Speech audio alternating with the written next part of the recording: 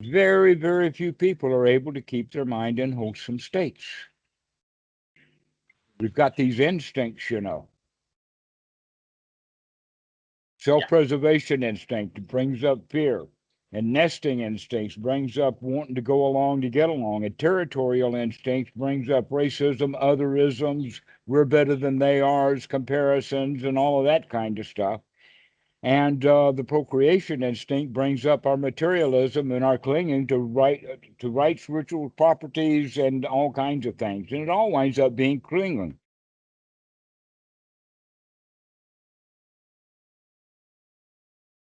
So, Zach, you were telling me about a weekend retreat that you had on Zoom, I suppose, online. Mm-hmm. And so uh, you kind of mentioned that there was more than one teacher. There was several people involved with it. And can you give me some insight into that? Yeah, there was one main teacher, um, Henrik, who was running the course. And then we were watching videos and listening to podcasts I uh, see. to Okay. as supplemental material um, each week in preparation for the retreat. Okay. Because you had mentioned monks, Yes. Yeah. So but they weren't involved with the retreat. It was just their videos were being played. exactly. Yeah. Just I old. see. So there was Buddhadasa talks, like the old recordings, um, where you hear the helicopters in the background and the chickens clucking. There's a really old. Chickens, I got. Helicopters, not a chance. Anyways, there's a cacophony of sound happening in the background. Um, so, yeah, we interpreted whatever the sound was as sounding like helicopters because there was so much activity happening in the recording. Ah, I see. Okay. Yes. The likelihood of helicopters is extremely low. I'll have to report back to the crew then and let them know that they were mistaken. They were mistaken in the sense that Bhikkhu Buddhadasa did not travel much at all. There was no reason for him to go anyplace. And so by the time he was in Bangkok in the 1930s and 40s and some in the 50s, but after that, uh, he didn't he didn't go out. So by being at Wat Suan Mok, we have to understand there's no helipad there. There's no place for it's all tree lined. The only place that they could land a helicopter is on a main highway, and that's not going to happen. Also, there's no reason for having any helicopters there. The only flying machines that are in Thailand belong to the government. There is no civil aviation in Thailand. Okay. I think that closes the book, doesn't it? Yeah, it's closed. Yeah, but it's a really interesting series of talks going through all the different stages of Anapanasati and the different tetrads, and I found it was one of the most useful talks in terms of the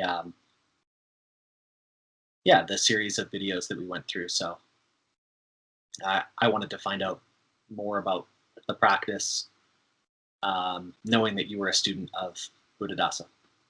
Okay. All right. So we can talk about Anapanasati then. Um, Let us say in a particular context that we have to divide into two groups. One would be organized, and the other one would be natural. Hmm. And that the way that some things are taught in an organized way the students remain in that organized mentality, and it's hard for them to break down out of the boxes. Mm. Okay. And that you could see many things are like that. Music, mathematics, especially mathematics, is done in boxes in the sense that you have numbers, then arithmetic, then pluses and minuses, and then multiplication and division, and then fractions, etc., and one builds on top of the other.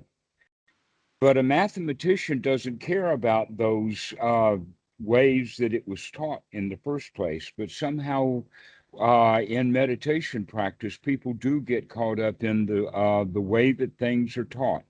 Mm. And that Bhikkhu Buddhadasa always taught it in the same way that the Buddha taught it, and the Buddha taught it according to the Satipatthana. But Anapanasati is not necessarily practiced that way. It's taught in an organized way and then practiced in a natural way. So generally, what I do with each individual student when I'm talking about Anapanasati is that I teach it in a more of a natural way and then just kind of plug in the numbers along the way. If we're going to be doing it in an organized way, naturally we start at the beginning, go to the middle, and then to the end. But that beginning, middle, and end is only an organized way of things rather than the sequence of events in which they should occur. And this is the problem with many of the students. They think that one is more important than the other than the other. And this is especially true when it happens that step one will be taught on day one, step two will be taught on day two, and step three will be taught on day three, and this kind of thing. Okay. This is very, very much like going to an automobile driving school, and they teach steering on the first day, acceleration on the second day, a gear changing on the third day, and now off you go. And you haven't learned about the brakes yet. Right. Okay, so this is a way that Anapanasati is often taught so that the students will get confused and stay confused about it. So it's quite possible that because you've already heard me talk about it some, that you're getting a different perspective on it than others who only hear it in the organized way. Mm. In the sense of body, feeling, mind, and mind objects. Now, Mm-hmm. there is also an interesting point that in the Pali called ekamaga.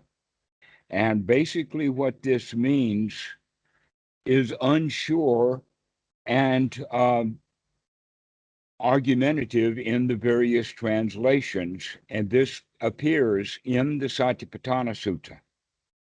And what this is translated is O monks, this is the direct path. And that's possibly the best translation. That's Bhikkhu Bodhi's translation. But in the Thai language, it's closer to something else. It's closer to the hypotenuse of a triangle in that regard, a shortcut. That instead of going from A to B and then B for C, you go from A to C directly. This is what is meant by the shortcut method, and this is also what is meant by Vipassana or dry insight. Mm. And it is also can be regarded or called the shortcut method, in that the first three triads of Anapanasati are dealt with very lightly, and then immediately or quickly jump into the fourth tetrad. The more complete way to do this is to first attain jhana and then work through the jhanas to do one by one as they occur, the fourth tetrad. except that if we do it the shortcut method that has evolved into what is called Vipassana meditation, that means because the mind is not yet free from the hindrances that it should have been done with the proper practice of Anapanasati, ridding the mind of unwholesome thoughts and putting wholesome thoughts in, which then gets the mind ready for, or actually puts it into first jhana, which is the right place to do it, because now all of the things that are to be observed are all wholesome. The arising and the passing away, the flittering away of each phenomena is phenomena that is wholesome.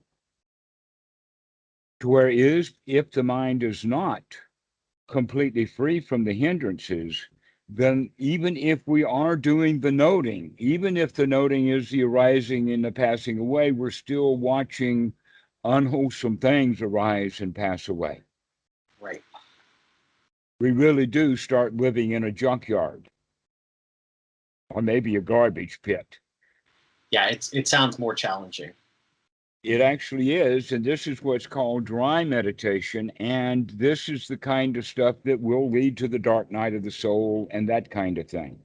And this is also not something that the Buddha recommends, and it is actually doubtful within my own mind as to whether Bhikkhu Buddhadasa recommended that or not. He did mention it, and he did talk about it, but he still spends much of the time in the organized way of doing it, and that it's almost like this, the way that, for instance, Goenka's practice is like they never get out of the first tetrad. Mm. They go from watching the breathing into body scanning, and they get nowhere else. Yeah, certainly in the Goenka stuff that I've listened to, like the recordings that are available, it does appear to be really, really heavy on the first tetrad in terms of those aspects of the breathing, the body scanning. Actually, no, not so much the first tetrad. The way you said it indicates that they give quite a lot of weight to step 1, 2, 3, and 4. Hmm. But in fact, no, they give very little on step 1, nothing in step 2, 7 days of step 3, and nothing about step 4. That in fact, at the later part of the meditation, they introduce something called strong determination, which goes directly against step 4. Right. Strong determination sitting, like sitting really, like too. Sitting still, not opening your hands, not opening your eyes, not opening your legs, no matter what bodily sensations occur, because according to Goenka, after all, these are just bodily sensations. All the liking and not liking of them is in the mind. These are just sensations. And so there's various techniques of watching pain. To where Bhikkhu Buddhadasa's retreats, even today, from the very beginning, even though the retreats got started at Wat Suan Mok by people who had done retreats in other parts of Asia, including Goenka, the sitting style is that people only sit for 30 minutes. And even then, they're not required to sit, that you can stand and even do walking meditation. But in the past few years, to do walking meditation, they ask instead of going to the back of the hall that you actually go outside. But the whole point is that things are relaxed much more, because the end point is that if you're going to develop sukha, if you're going to develop contentment, if you're going to develop relaxation, then we have to develop those things directly, not something quite opposite of that. So keeping the body comfortable is part of the practice within, let us say, more of the Asian or the Thai tradition, as opposed to the Burmese are really into forcibly long sittings. And yet that's the predominant, almost as if that appeals to the Western mentality in the sense, because you actually mentioned that you can sit longer. The answer is, so what? Yeah. And that's an important question. Why is that a goal? And yet it winds up being quite an ego goal. In some cases, it can actually give students some encouragement that on more than one retreat on a regular basis, the retreat was planned so that there would be a morning sitting, a 15-minute break, and another morning sitting followed by lunch. And that I would sit the whole time just to give the students encouragement. And that would happen a lot. But that was many years ago until I figured out that, yeah, it depends upon what I'm encouraging them to do. If I'm encouraging them to sit longer and they can't sit longer, then they're just in pain and I'm not doing them any service at all. Yeah. I mean, certainly, later on in the practice, like I would say I could sit for 2 hours, and after 2 hours, I'd feel like, a lot of discomfort. I'd want to adjust my seat or stand up, stretch, go for a walk, grab a drink of water. It was getting to be uncomfortable for sure. Okay. One of the things that happens with that is that the Satipatthana Sutta becomes the king.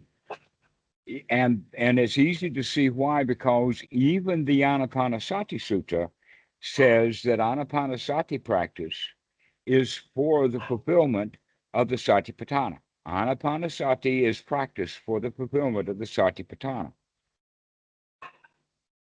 That's an interesting point. Right.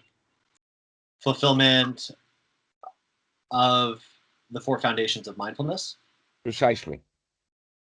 That's why the Anapanasati is set up in the format that it is, so that it can be easily understood that it's fulfilling all of the foundations, the 4 foundations of mindfulness.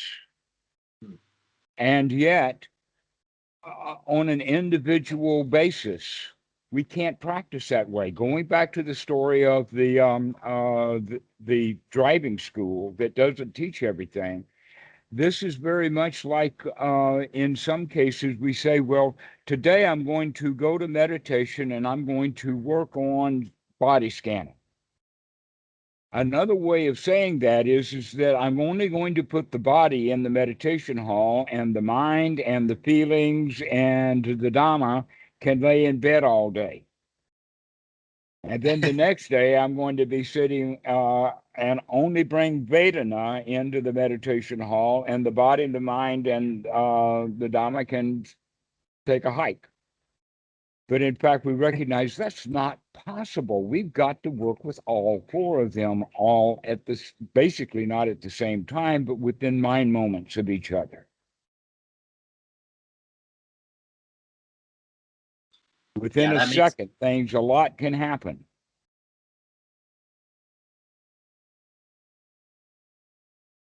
That makes so much sense, because I feel like even the way that we tackled it, we had like a week on the first tetrad, and then 2 weeks later, a week on the second tetrad, and going into lots of detail, and then a week later or 2 weeks later, like third tetrad. And then even as we were practicing, we were going through and going like, okay, well, I guess for the morning portion, let's see if we can work on the first tetrad. And then in the afternoon, about the second tetrad, and tomorrow we'll talk about the third, and maybe at the end we'll start talking about the 4th tetrad. Well, if there is any fault to be laid in that formal, organized way of teaching, it runs right back through Bhikkhu Buddhadasa all the way to the Buddha. In the didactic. But I imagine in the experiential, there's actually sutras that talk about it in the experiential way much better. And so the Satipatthana and the Anapanasati Sutta themselves are taught in the organized way. Now, there's another way of looking at it. We were talking about dry Vipassana. Let's look at wet Vipassana for a moment. And how wet can it get? Okay, so in what we would call that method, this is what the Buddha would recommend. This is what the Anapanasati Sutta was originally set up for. And this is also how the Satipatthana is laid out, if you think about it. But there's also other suttas which directly point at that there is actually a number one task to be done. And it does not start with the breathing. It does not start with step 5 of the feelings. It starts way up there at step 9. And that is sati, to wake up and investigate the mind. And then step 10 of Anapanasati is to gladden the mind. So we actually, if there's going to be a starting point, that would be it when we wake up. Another way of saying that, it doesn't matter what skills you have developed. If you can't remember to apply those skills, they're no value to you in that moment. It's only when you can remember to apply the skills, which then brings back the point then of what's the practice of meditation anyway? What is the practice? What's the point? Is it just to practice to sit long time, 2 hours? I mean, that's the goal. Well, I mean, my understanding now would be the practice of meditation would be about developing shamatha, so calm abiding, gladdening the mind, so that you can do insight practice. So how can you do those things if you don't remember to do them? Right, you can't.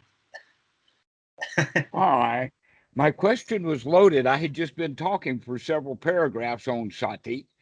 And then I ask you, what's the most important thing to learn in meditation? Developing sati, to remember. And the answer to that would be sati, exactly.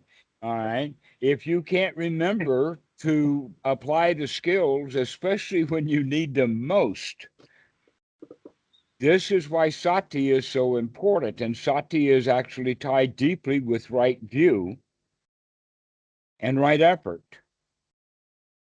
In the Eightfold Noble Path, these three run and circle around each other as for development. That the more right effort you put in, the more pure your view will be. Not just ideal effort. You can put in wrong effort, you can put in too much, you can put not enough. Meditation is loaded with all kinds of stuff. But when you're putting in the right effort is, in fact, to purify the view so that we come out of wrong view into right view. And we remember to do that. And so we remember and continuously remember to change our viewpoint from an ordinary view to a noble, high quality view. And this should be then the basis for the beginning of Anapanasati practice. And then later we'll add that fourth ingredient, but only when the time comes. In the beginning, we have right view being developed is to better and better right view, right effort that gets better and better because the righter it gets, the less effort it is.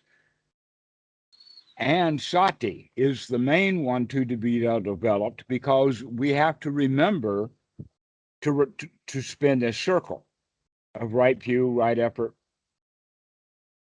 right sati, remembering. And so this is what we bring that to the Anapanasati Sutta, and we get a completely different view of the Anapanasati Sutta that was originally taught in an organized way according to the 4 foundations of mindfulness. And what we recognize here is that all this is the point about investigating the mind to see what's there, gladdening the mind and removing unwholesome thoughts, and remembering to do this over and over again. And that's where step 10 comes in of these new thoughts, is gladdening the mind, wholesome. This is also tied then into the breathing. So we can see that basically the sequence of events is step 9, 10, 1. What you just said reminds me of the seven factors of enlightenment. The way that you just laid it out was mindfulness, remembering to do investigation, right, where you're investigating the mind and seeing what's going on, and then piti, sukha, like developing the mind. It seems like No, you left out energy. Oh, energy. Sorry. Which is one's right effort. Okay. The seven factors of enlightenment are nothing more than the fulfillment of the Eightfold Noble Path. And they're done in the proper order. Sati is number one, unremitting sati on the seven factors of enlightenment. That in fact, in the Anapanasati Sutta as well as the Satipatthana Sutta, you will see a description of the seven factors of enlightenment, the Sambhojana. And that it says in the Sutta, Anapanasati Sutta, that Anapanasati with the Eightfold Noble Path is practiced for the fulfillment of the Satipatthana, but the Satipatthana is practiced for the fulfillment of the seven factors of enlightenment, which is actually then the fulfillment of the original path factors of sati, investigation, and right effort. But now they become at that level, when we've got them developed, unremitting sati, unremitting right view or investigation, unremitting right effort. But when it's unremitting right effort, then it's really easy. So isn't that interesting? Now, what do we mean by unremitting sati? Because that's the key. Going back to that original question, why do you meditate? What's the point? Well, if the answer was originally sati, then this means that unremitting sati means that it will be there when we need it. It does not go away and hide. It comes back. It keeps coming back, just like pounding on a drum. You keep hitting the drum. Here's an example of that in real life. Notice my hands. This is the head of a drum. This is the drumstick. Okay, this is sati. Is this the way you play a drum? I don't hear anything. You have to hit it. Right. This is what we mean by sati.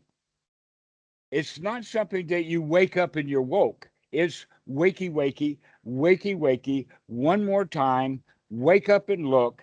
Keep looking. Keep noticing. Be here now. Now be here now. Now be here now. This is what we mean by unremitting over and over again, so that when you're tooling down the road with proper sati and the cop stops you with his sirens and his whistle, is this the time to lose sati? No, it's the time where it isn't needed most. And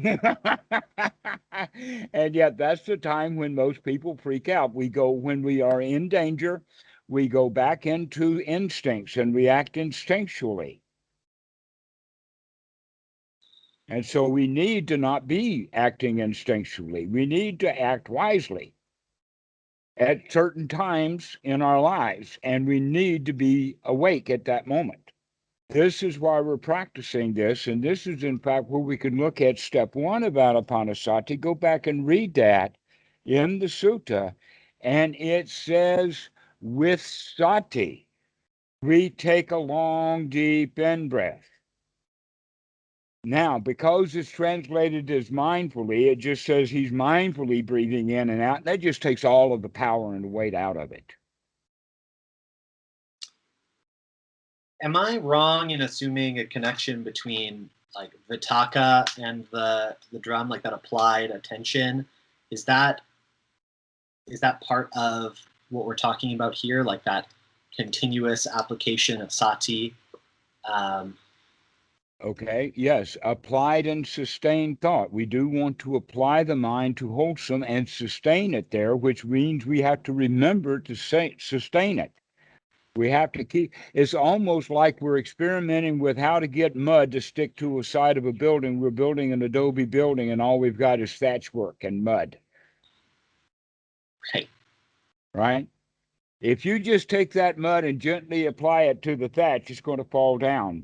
But if you take it and you whap it in there, almost like standing back at a distance and throwing it like a baseball, and within a foot it hits that wall, it's going to stick. Okay, so we want to apply the mind in a way that it sticks. The sati gets really strong. And we apply that with every in-breath. And then we apply it with every out-breath to remember that this is a long, deep in-breath. And so we talk to ourselves about this breath. Wow, this is such a good breath.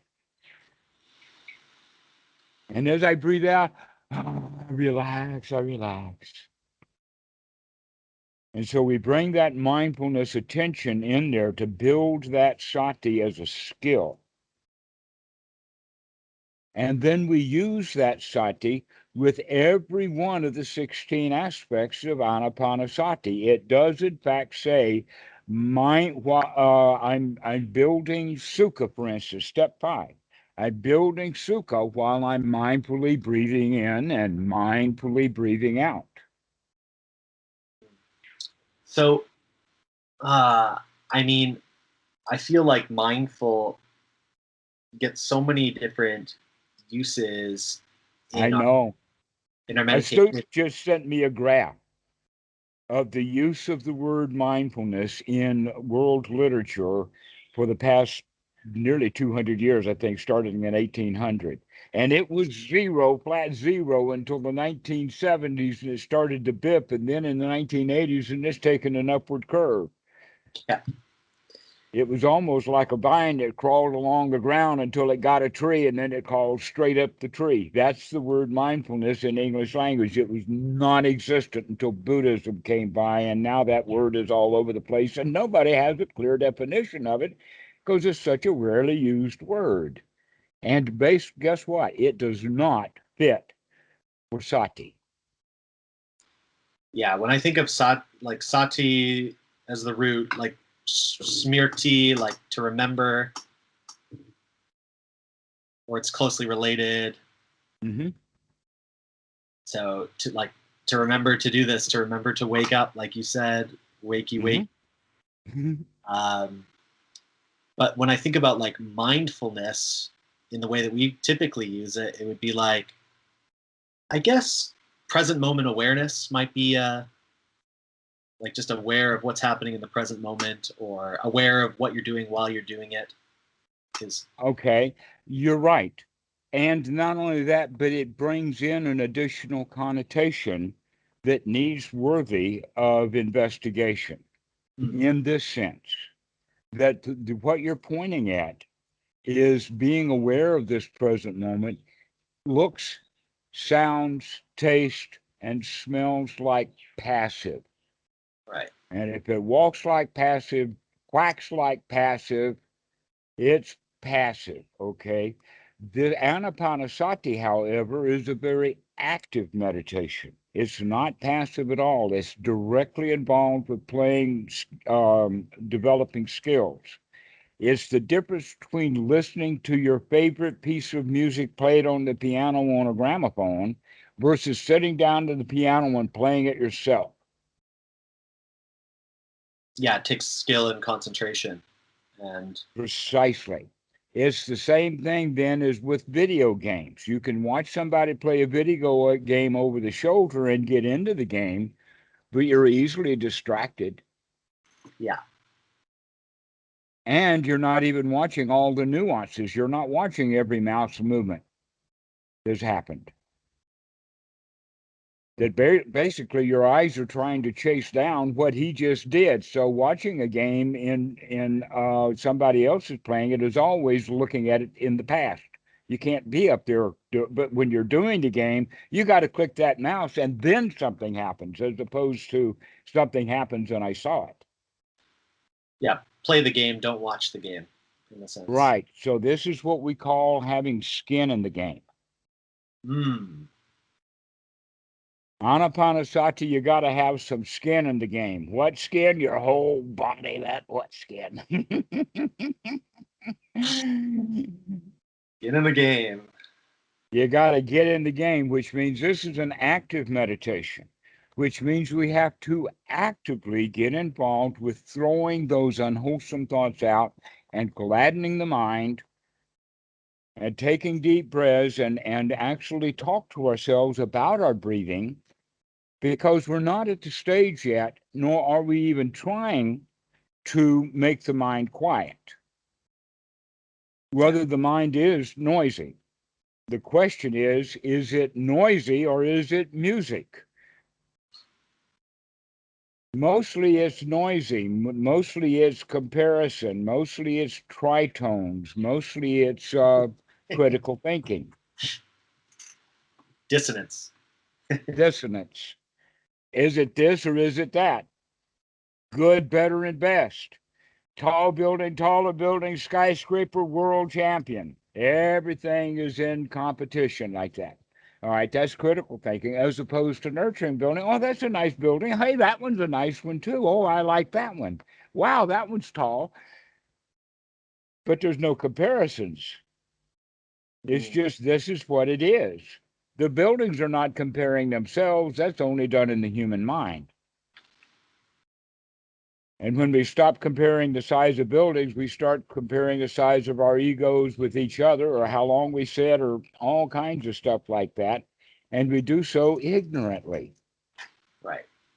Yeah, I mean, certainly that comparison can arise. Like, if I'm sitting there and I go, oh, this guy just sat for 3 hours and I only did 2 or whatever, he must be really advanced. And I mean, I'm like, in some respect, he is, but the comparison that we're getting into now of better, worse, you know, levels and stages, I feel like If he is advanced, he's not thinking about I'm advanced. Yeah, exactly. He's just grooving. Yeah. And the reason you're not advanced is because you're not grooving. You're comparing you to him. Yes, exactly. This is what we could look at then, is these are the unwholesome thoughts that prevent us from being in that state of sukha. But we can talk ourselves into it by giving ourselves wholesome thoughts. And so this is the value then of that gladdening of the mind, because that means that the body is being controlled by the mind with the breathing slowing down. And now we're beginning to control the feelings, letting them slow down too, by giving them nurturing thoughts, nurturing points. Everything's all right, everything is fine, and we can finally relax. And that's when the body relaxes. The body's not going to relax until the feelings relax, and the feelings are not going to relax until the mind relaxes. And the mind relaxes when it's removing the unwholesome thoughts. So basically what we meant right there was then from step 10, now down to step 5, now down to step 6, now down to step 4, that the relaxation of the body. That in fact, in many, many places, the first jhana is referred to with 5 factors. But in some jhanas, there's a 6th factor that fits in with the Anapanasati Sutta very well. And that is that part of the first jhana is that the body relaxes also. The body's not going to be uptight when the feelings are really good. You're actually going to feel relaxed. And that relaxation does come with that long out breath. It's almost a relaxing breath. So, in this regard, we're talking about now body, feelings, mind, getting the mind pure, free from unwholesome thoughts, talking ourselves into feeling really good, getting the body relaxed. And that will be then what we call the first jhana. That means that now the mind is fit for work, according to Bhikkhu Buddhadasa. The mind is fit for work. and ready to do the fourth tetrad. Right. As opposed to forget about getting the mind and the body and the feelings all relaxed and purified and everything. Just take your hindrances and jump right into that cesspool. That's the dry Vipassana. Is never mind doing anything about getting the body relaxed. Never mind about how bad you feel, and never mind about scatterbrained you are. Just go do the fourth tetrad. That's the dry Vipassana. That's the Mahasi method. Note, note, note, note, note. Yeah, I mean, I read through the practical insight manual, but I haven't, like, I would say my main practice is the having more of a balance of shamatha and vipassana, um, as opposed to noting everything throughout the day. Actually, before we go into the fourth tetrad, which we could cover in depth in another day, but let's talk about that.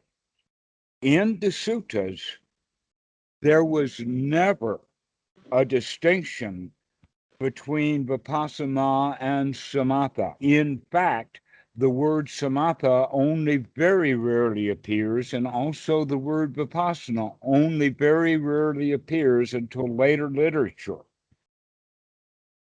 And in fact, some of the later literature is taking the right approach in the sense that when it does come up in the Anguttara Nikaya, because that's the place where Samatha and Vipassana are actually first addressed, which seems to have been 50 to 100 years after the Buddha's death.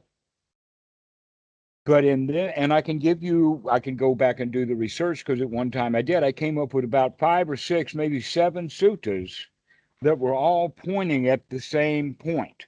And that is stop making a distinction between samatha and vipassana. Yeah, they're yoked together in the sense of, They like, go precisely together. One of the suttas says that if you have one, you develop the other. If you have the other, you develop this one. If you don't have this one or the other, then develop them both. yeah. I mean, like, experientially that makes sense in a sense, because you're calming down the mind is getting very clear, very sharp, where you are able to see things very, very quickly in that Mm-hmm. sense, and almost like the emptiness of thought becomes very apparent, or images, or whatever appears, because the mind is so bright and clear Mm-hmm. in that place. And then the more that you're seeing that like brightness and clarity, the more calm you get, or the more they feed into each other in a Precisely. feedback loop. An example of that is look at the way that film photography and cameras have done over the many, many years. When they were first developed, when they first started using them back in the 1860s, the film was not very good, so you had to keep the lens open a long time, which meant that the camera itself had to be very, very stable. But as film got better, we could increase the shutter speed, but the camera still had to be held stable. Now, fast forward to a video that we saw when somebody had a cell phone or a video camera and watched the World Trade Center come down, and you can see it coming. And then all of a sudden, the camera is all over the place because the person felt more about their own safety than they did about doing the filming. And that happens regularly, but it's a point in time when the stability of the camera just gets shot. And that's what we recognize. Well, wait a minute, the human mind is often like that we can't see things clearly because the mind itself is agitated. It's like you got to settle a camera down and get it long enough so that you can take a picture without it being blurred. Right. So this is an analogy that you can use to understand why it's so valuable to be able to get the mind, um, let us say, not completely still, but at least still enough so that we could see things. And one of that is that Analogy that I would use, you probably heard the analogy called the monkey mind, where the mind is just jumping freely from one subject to the next, to the next, to the next. And sometimes it gets really ground in on something and stays stuck on it and won't let it go. So it would be like the workman who is doing a task, and then the lunch whistle blows and it's time for lunch, and his buddy says, come on, let's go, and he goes out and he's eating his sandwich, but he's not eating his sandwich, he's not thinking about his sandwich, the sandwich is going in his mouth, but he's eating what he was working on, and he can't get it out of his mind. Right? This is also an aspect of the monkey mind, is that it will not go even where we want it to go, because it goes wherever, because it's not trained. So now what we're going to do is we're going to say that we're going to put it in a corral. We're going to put up a fence, maybe like a fire break or something, to start corralling the mind, because we can't stop it. We can't make it stay still, but we can at least keep it out of dangerous, unwholesome places. And so we start to corral the mind. We fence it in. We put it into a box so that it can't just leap off to the other side of the world or the universe, or all of a sudden start thinking about Donald Trump or something. Because the mind's like that. It'll just jump all over the place. And so we could say, no, we're going to stay fixed.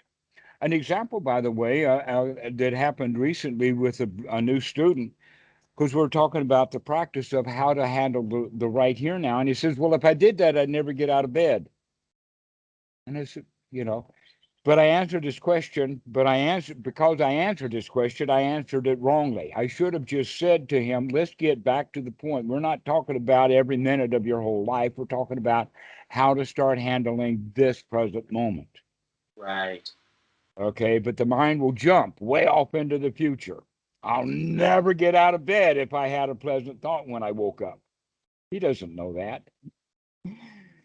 So Well, this is the I just to that point, I feel like, if I had a pleasant thought when I woke up, I wouldn't want to distract myself and jump to, the phone right away, or worrying or ruminating on something, or not wanting to get out of bed because I'm worried about the workday right. ahead. Well, you see, you've made that change of connection.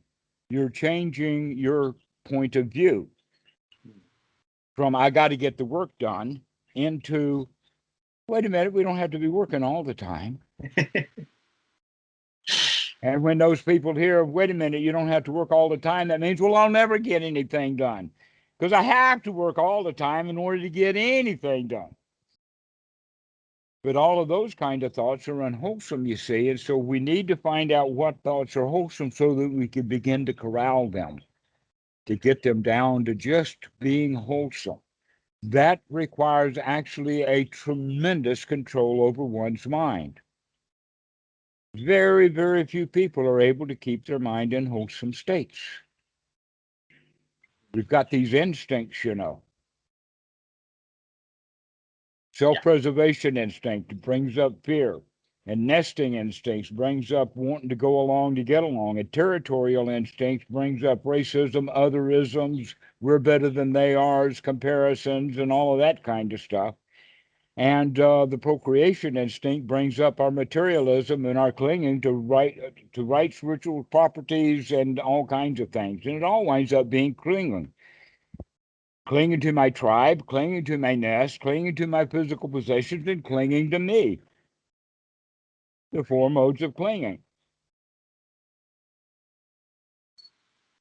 And these are the four natural instincts. And we need to overcome them, and we need to overcome them with wisdom, and we need to overcome them often.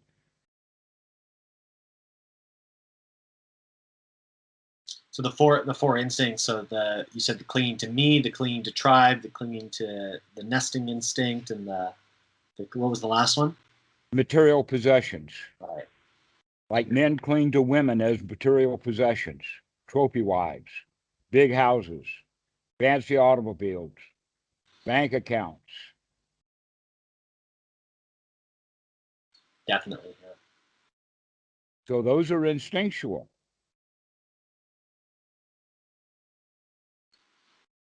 Right. Yeah. That is the habit. Like, I feel like if I watch the mind, that feels like the dependent origination, the paticca samuppada of like, oh, like this is pleasant, I'm gonna go after it. Like, you're whipped around by the pleasant, unpleasant, and it's all happening instinctually.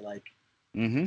Like the more that I watch it, the more that I'm like, oh, the only reason I'm doing this is because it feels good, or the only reason I'm avoiding this is it feels bad. And Right. That's the kind of investigation that is best done when the mind is pure. That's the kind of investigation that you and I will talk about next time. The actual operation of what to do when the mind is fit for work. What work are we going to put it to? But for right now, the main job is twofold. Using the skills of the Eightfold Noble Path, the first skill is to get oneself into that pleasant state quickly and easily. And then the second skill to be developed is to be able to maintain that by guarding the thoughts to make sure that they're wholesome. One wholesome thought after another wholesome thought after another wholesome thought. And so that's the first goal.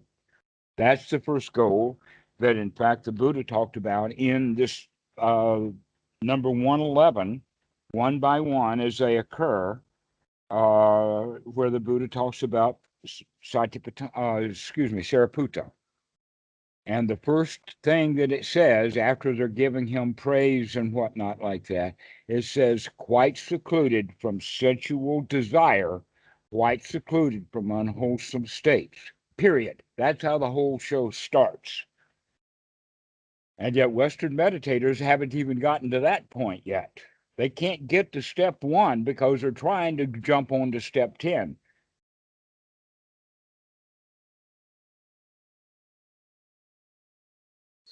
yeah, certainly, I feel like the jump to wanting higher states or higher attainments is like, it's such a carrot, right? If you're, or at least it's a carrot for the hardcore kind of, I don't know, the or the Dharma practitioners. They're like, yeah, we're hardcore Dharma.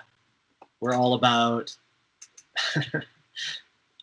getting, like, becoming arahants, or uh, attaining all 8 jhanas, backwards, But forwards, skip a but few. they can't get first jhana until they get all the unwholesome thoughts. That's one of the primary points. And you're not going to get anywhere with Anapanasati in the sense of the fourth tetrad until we get somewhere with the first, second, and third tetrads.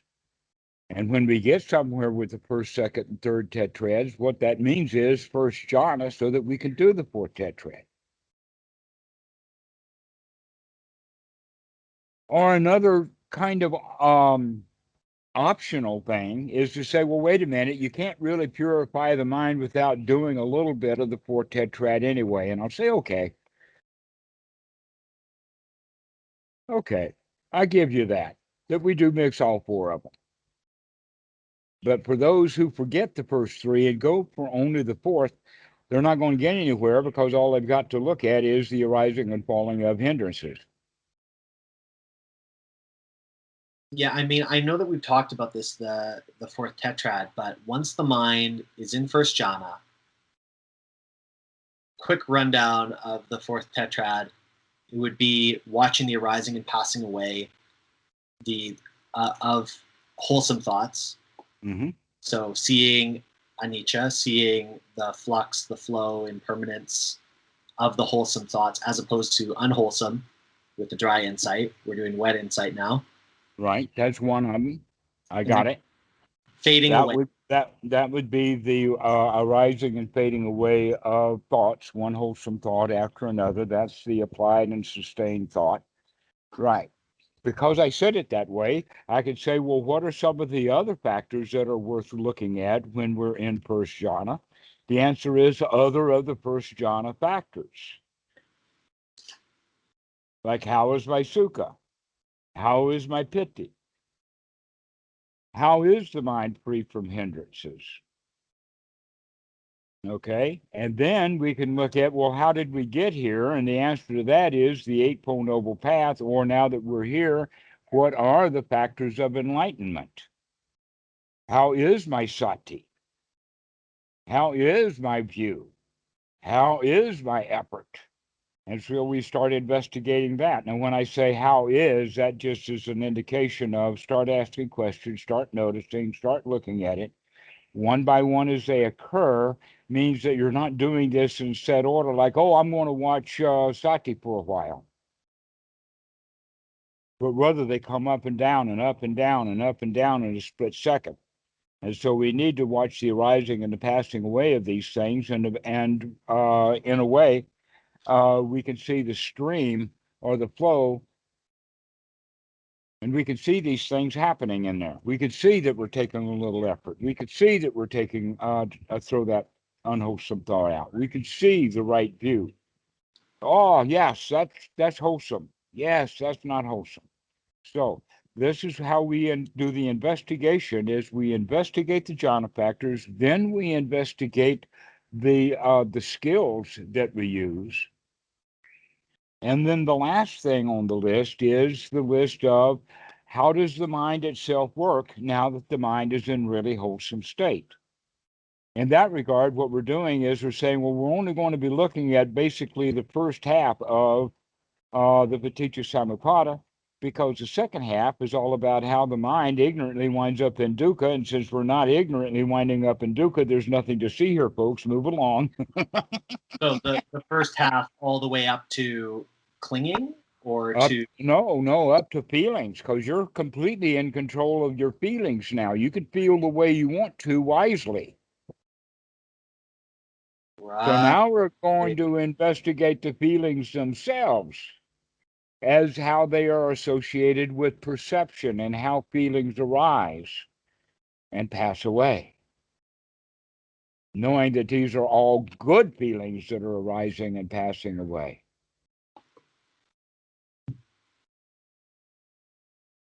Okay, yeah, that clarifies hugely.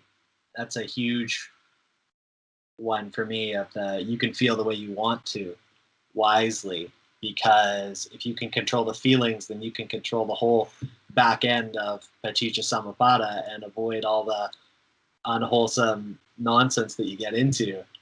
And for me, I think Precisely. That's the teaching of the Buddha. This is why Bhikkhu Buddhadasa says, wisdom at the point of contact, folks. That's where it is, right? Because then you're in complete control of the feelings. right. I mean, that's what I meant the other day when I was saying that that's like the sort of the weak link in there, or the wisdom at the point of contact, so that you don't go into the feeling. But I mean, now I feel like I understand that, at least intellectually. Like I can see of like, right, like if you have piti and sukha and you're in control of feeling positive, wholesome thoughts, then you don't have to get completely tossed around by the Paticca Samuppada game. Right. Excellent. Well, we'll leave with that insight then. Thank you, Dhammarato.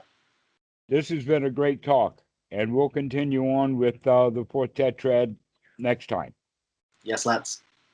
Excellent. See you later, Zach. Take care.